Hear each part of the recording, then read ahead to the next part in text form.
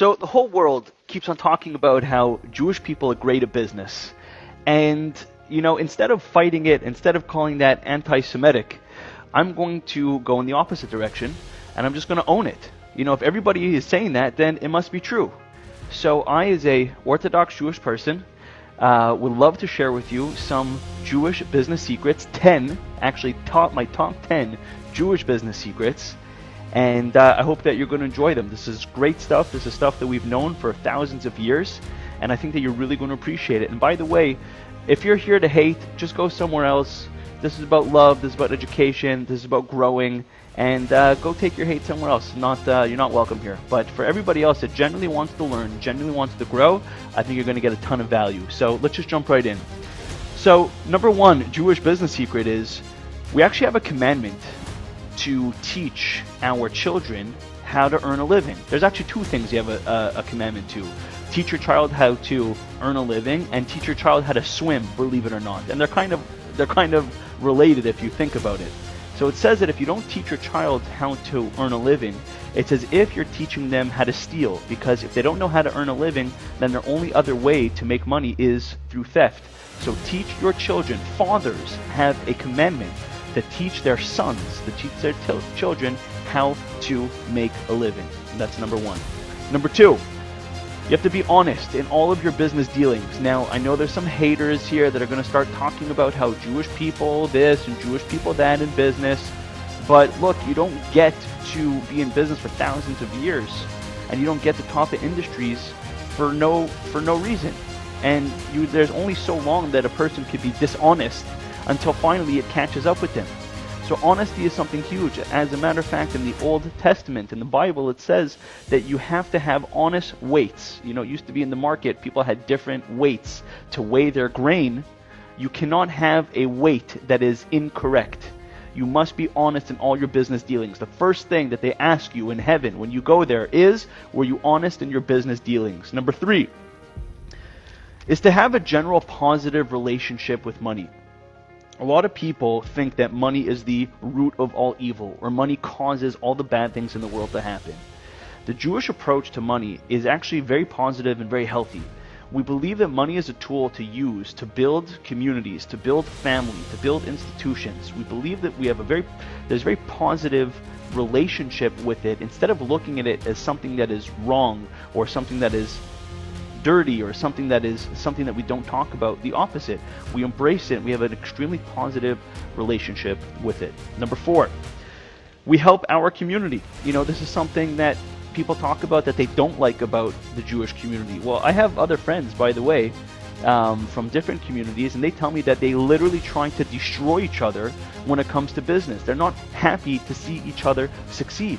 The Jewish community takes the opposite approach. We try our best to support each other. We try our best to help each other as much as we can. And you might say, hey, that's not fair, but you have to understand we're a family. Just like you're a community, you're a family with your community. Try helping your community and see how much more you guys will take off together and how much you guys will succeed with each other. Number five, we give at least 10% of our earnings to charity. So that means that the more successful a person becomes, usually what happens in the world is the more their ego gets a hold of them and the more money hungry they get. In our community, we give charity in order, A, to stay humble, and B, it encourages us to make even more than we need. If a person doesn't give charity, technically you can make what you need and then you could relax the rest of the day. One of the big motivations for us is to give charity. So there's no limit to how much we can make, because even if we are satiated, we try to make more in order to give more charity. Number six, it's preferable to be an owner than to be a worker. It says in the Bible that when there's a Hebrew slave that works for a master and they work for them for 7 years and they want to continue working for that master, at the end of 7 years, they actually used to take a nail and put it through his ear and put it into the door. Why? Because it reminds the person that really a person should only be working for God and only God should be their master. It is preferable to be an owner, to be a boss, than to be a worker. Number seven, Don't do to other people what you wouldn't want done to you. In other words, the world calls it karma, but it's a real business secret. When you treat others with respect, and when you treat others properly, and you don't do to them what you wouldn't want done to you, that will come back to you full circle. Number 8, you keep 1/3 of your money in cash, 1/3 of your money in real estate, and 1/3 of your money in inventory. That way, if something happens to any one of your income streams, God forbid, you're hedged and you're protected. Number 9, we take 1 day off from work every single week. That means no emails, no phone calls, not even thinking or speaking about work. And that day for us is called Shabbat, the Sabbath. That's a day where we recharge, where we rejuvenate, where we don't involve ourselves in business. So that way, when Sunday and Monday morning comes, we are ready to hit the ground with a vigor because we had a chance to have some downtime. And number 10, probably the most important of all, on the American dollar bill, it says the beautiful words, "In God we trust." So at the core of our business dealings, we trust God.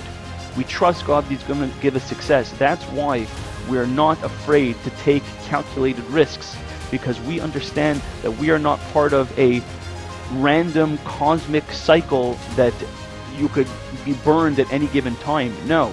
We trust that there is a creator of the universe. We trust that He will reward us if we try our hardest. He will reward the work of our hands. And when we go out into our work, we trust that God will bless us, and this gives us confidence to keep on growing.